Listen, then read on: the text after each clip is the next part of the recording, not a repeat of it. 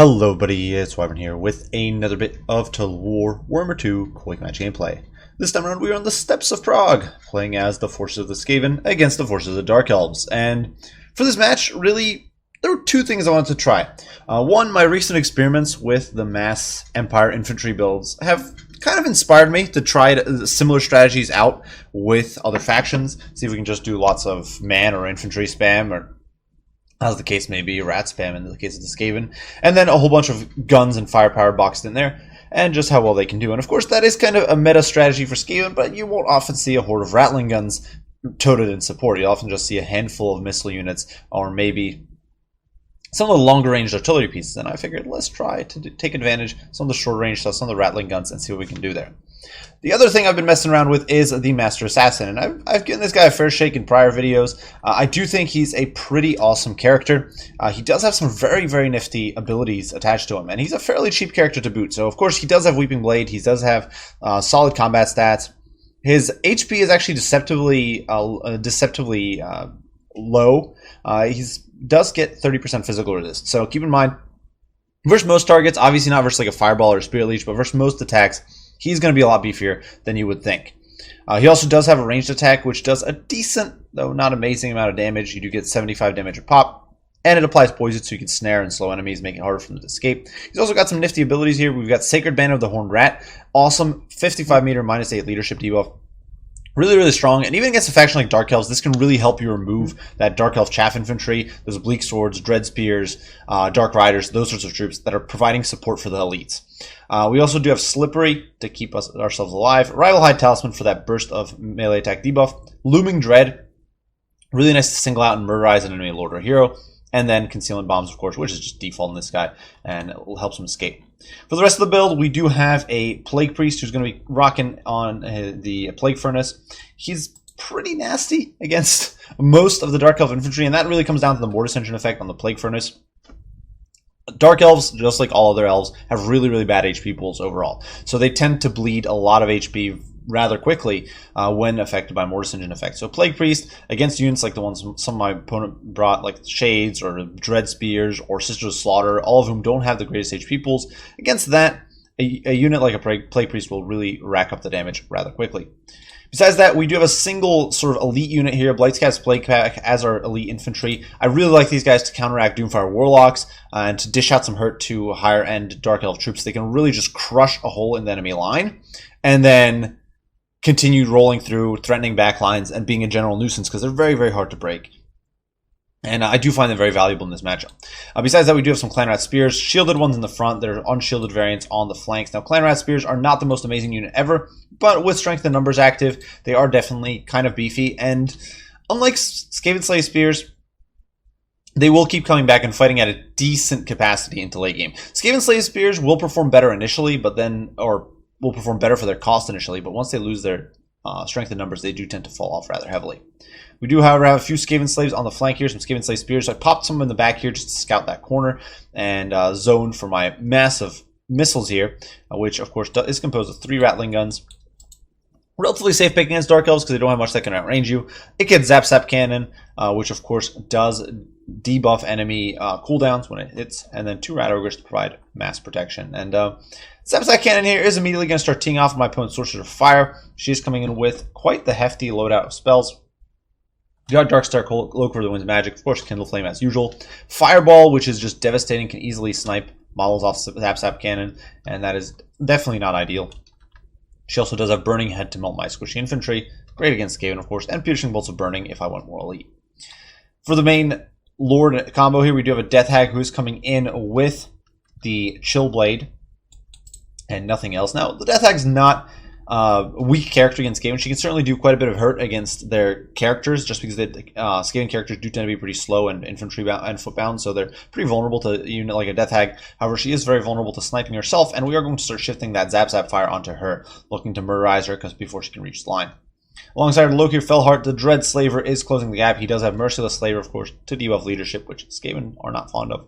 Helm of the Kraken for that self-heal and melee defense, and then Dreaded Duelist for that massive self-buff. Main line here, very infantry heavy. We've got a mix of Dread Spears and Sisters of Slaughter, backed by 4, count them, 4 units of Shades. So Shades, of course, pretty nasty. They will do a lot of range damage. They can really melt some of my elites very, very quickly. And if they get into close quarters, they will beat down cheaper Skaven troops. So if you do a lot of damage early on, you can then close the gap and clean up, say, Rattling Guns or Clan Rats or units like that in close quarters. There are also a handful of Dark Riders over here who are going to be looking to shoot the gap and perhaps get in on our backline. You can see Zap Cannon here already has put the Death Hag down to 1200 HP, so really, really brutal stuff. Over here, the Master Assassin is popping shots at her because I knew she doesn't have much HP. She'll be an easy target. Fireball, though, coming in. My opponent retaliating because obviously shooting at the Death Hag opens an opportunity for the Fireball to go off, and we are going to lose an artillery piece. So it's a bit of an artillery duel here. Death Hag is routed and removed from play there. And now, as the Shades do come in, they're going to start popping shots at the Blightscast Playpack, which is not ideal. And you can see the Rattling Guns here wasting their ammo on the Dread Spears because I left them on fire at will, because that's the sort of big-brained skill you are going to see on this channel. Now, that said, despite how wasteful this use of ammunition is, the Rattling Guns will still do a good chunk of damage. They do, of course, still have an insane amount of damage per guns, 338 there, so they will hold rather well. And my opponent here making a bit of a misplay, piling in against the single unit of Clan Rats. And really, in this stage of the game, when you're pouring in with your infantry, you do not want to be caught out with double up infantry. You want to spread these Sisters of Slaughter out. They could be shooting the gap right here. They could be flanking around and trying to deal with these Clan Rats here. You definitely don't want them stuck in this pit fight here with a single unit of Clan Rat Spears. In the meantime, the main line is buckling for my opponent because, of course, we do have that -8 leadership from the Master Assassin. We do have the Contaminate from the Blightscast Plague Pack. Combine that with some missile pressure from the Rattling Guns, and these guys really do not stand a chance. Their leadership just buckles. If we check out their leadership here, it is dropped by 18 just by the abilities, and then I'm not even sure where that extra -2 is, but we do see a massive debuff there to leadership, and the Blightscast Plague Pack is piling through and looking to get on top of the Dark Elf backline. Single burst there from the Rattling Guns does do a little bit of damage, but my opponent using his Shades well to shut down the Rattlings and punish them rather heavily. Rat Ogres here diving in to help stem the tide as the Plague Priest piles through alongside the Master Assassin and some Skaven Slaves to bog down these Shades. And do keep in mind, while the Shades would win against the Skaven Slaves, with the fact that they didn't get their charge off, with the fact that the Master Assassin is going to be in the mix there, they are not going to hold out as well as you would hope. And they're not shooting, and that's really the main point. Over here, Blightscast Plagueback is going to tear apart these Shades. You can see they're just destroying these flimsy Elves. They're going to be losing HP very, very quickly. Now, my opponent here does cast a Burning Head, but the Sorceress of Fire not having a good time of it at all. She's just being pressured constantly by the Zap Cannon, which, despite my opponent's best efforts, has not been shut down, and Dark Riders being routed off there. And this is another one of those perks of Clan Rat Spears. They do, in fact, hit harder. They do more damage than Skaven Slaves. Their bonus versus large is 9, whereas I believe Skaven Slaves have like 5. And they hit harder. They got 23 weapon strength versus Skaven Slaves, who have quite a bit less. So it adds up. Those factors do add up. 16 weapon strength going up to 20 versus about 30 weapon strength versus large matters. Now over here, the Sorcerer's Fire is running for dear life. Rival High Talisman I activated earlier for some melee fighting, but now we're going to pop Slippery. We are going to chase after the Sorceress, looking to put her in the dirt and remove her from play. With Looming Dread on her, she's not going to be very capable of escaping. Down 47 speed to the Master Assassin's 54, and she is taking quite the beating, dropping to a weakling 926 there. And of course, he's going to keep pecking away at her with his throwing stars. Blightscast Plague Pack, in the meantime, are racking up them kills, up to 115 now, just sweeping through these Dread Spears, while the Rat Ogres here are doing their very best to mop up these Shades. Murder Sprouse is propping up the Dark Elf line, keeping them in the fight. But with Plague Going Summons applying a lot of pressure here, the Shades actually getting melted by their own Burning Head. My opponent is definitely starting to hit some dire straits. He's being left with just infantry. His cavalry has largely been routed off. Now, granted, keep in mind, most of my missile play has been removed. Only a handful of Rattling Guns here. The Iked Zap clan running for dear life and looking to rally out in the distance, but that is really leaving my missiles rather compromised. I've got a single unit of Rattling Guns out here. This unit over here might seem safe, but my opponent will actually have these Dark Riders rallied right here on the flank, and I did not position the Skaven Slaves to intercept. So, yeah, big misplay there on my part. These Dark Riders will definitely be able to clean up. My opponent there quickly noticing them, sweeping over the ridge here and moving to clean up these missiles because he knows there's a threat. In the meantime, Plague Priest here running for dear life from Lokir. Of course, you do not want to get stuck in a fight with Lokir Fellheart. even if you're mounted on a chariot like this with Dread Spear support, it's going to be a problem. And you can see the fire rolling in from the rattling guns. We just pour in the fire, and slowly but surely, my army is recovering and going to be rallying around here. You can't see the rat. We're going to be able to pull the Rat Ogres forward. Blightcast Plague Pack and the Master Assassin packing up, closing the gap. Same with the Rat Ogres. Oh, we are now converging on the Dark Elves. Now, granted, my opponent is not quite out of this yet. He does still have Lokir. He does have, and Lokir, I believe, still has quite a bit of a ways to go to heal. If we check his stats here, he still has most of his healing cap. But we do have that Master Assassin to eventually shut him down. There are also quite a few shades still around kicking, so it's something to be wary of. You can see over here, I'm trying to whittle down these Fisters of Slaughter, and my opponent is desperately trying to kill off my infantry, because if he can kill off the infantry, he might still have a little bit of a chance, but because he can then overrun the Rattlings. But as long as the Rattlings are able to just keep whittling away, it's going to be a problem, and my opponent actually decides to concede, granting a Pyrrhic victory to the Rats. Now, to be quite fair, I don't think my opponent would have recovered there. With both his caster and his Death Hag dead, my Master Assassin are in pretty good shape, and with missiles left on him, plus, of course, a decent contingent of monstrous infantry and normal infantry and Blightcast Plague Pack, all that stuff. I definitely don't think the Dark Elf infantry could have held, though perhaps my opponent would have been able to force that match to get a lot closer. That said, I don't think mass Rattling Guns really works for Skaven.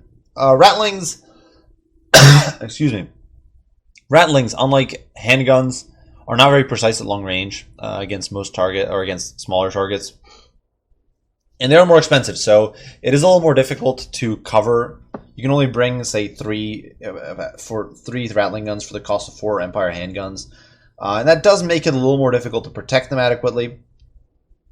And of course, they are less precise, so at longer range, especially against infantry, you are not trading as efficiently, and that does become kind of an issue. The Rattling Guns really, I wouldn't say they didn't perform up to snuff. And I would have probably been better off investing in maybe a single Rattling Gun and then maybe some Deathglow Bombardiers or something. Really. So I really don't think Skaven are super cut out for that. Obviously, you do have your longer range guns, but Jezzails don't have the point blank firepower to really defend. It's one of those things. I think Jezzails are one of the more overrated units in the game and remain so.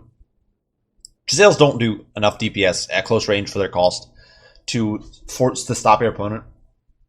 Rattling Guns do, but once again, they have that range issue, so I think it's not really that viable with Skaven, but it was still fun to try out and give it a shake. The Zap Cannon, of course, stellar as always, really nuking down the Death Hag, whittling down the Sorceress of Fire, just forcing her off and easily earning its value there in that manner. Even if perhaps you'd ideally like to shoot at more valuable targets, just being able to remove a caster from play, and she did get 81 kills with one of those burning heads, but really, the Sorceress could have netted a lot more value if she'd been able to run a ham. She might have even been able to snipe my characters with Fireball, which would have been really unpleasant. Besides that, we do have, of course, the Skaven Slaves. Clan Rats performing better than... So, obviously, the kill counts here for them were not amazing, but the Clan Rats, the fact that they were a better unit did help them hold. They held much better against the Dread Spears, they held much better against Slaughter, and they helped beat up those Dark Riders a lot more efficiently than Skaven Slaves would. Figures, of course, doing a great cleanup job. Blaze has Plague Pack, just mowing through enemy infantry, and Plague Priest and that Master Assassin doing really well. Master Assassin is a really, really fun character. If you can protect him from magic sniping, which is really, in my experience, the biggest problem with this guy, that fireballs and Spirit Leech will mess him up. But if you can prevent that, he's a nasty customer, and he can really, really, really put the hurt on enemy formations with that leadership debuff, or enemy characters with, of course, his point and click Looming Dread ability. Debuffing missile resist, melee defense, and speed is very, very valuable. Excuse me. I feel a little something stuck in my throat there, but for my opponent's build, my main critique, I get that this was a sort of shade-themed build, and the goal here was to make use of those shades, the stock, mow down whatever elite missiles I might have brought, and then close the gap and do cleanup. But I personally think it's not the best way to approach this matchup as Dark Elves. I think you are better off just going with a massive cav. Doomfire Warlocks are brutal for Skaven to deal with. Cold One Knights are a decent cavalry. You can bring a few of them, and that's good enough. They will mow through cheaper Skaven troops, and of course the bigger chariots. Then you just need a handful of Sisters of Slaughter or something, and maybe some Blacker Corsairs, and you can really sweep through a Skaven line pretty effectively there. Of course, some Dark Riders. You really don't even need to invest in missile play at all against Skaven. with Dark Elves. And I think that while the Shade idea here was kind of cool in concept, in practice it's just difficult to execute. Skaven have a lot of trash they can throw in your way. And had I gone with a more longer range build, I actually think these Shades would have netted even less value. Because with Jezzails or Mortars or units like that, you can just have your Skaven Slaves way out front, in front of your main line, and screening really, really well. So just my 2 cents there. Still was cool to see this sort of build. Put it to action. Of course, Sisters racking up the kill counts. Sorcerer's got some value with those early fireballs and burning heads, and Lokir's always neat to see, even if he may not be the most potent character. But well played to Overlord here. Hopefully you guys did enjoy the video. As usual, leave your thoughts, opinions, comments, and critiques down below. I will do my best to respond as soon as I can. I do thank you all for watching, and we'll see you all in the next one. Bye for now.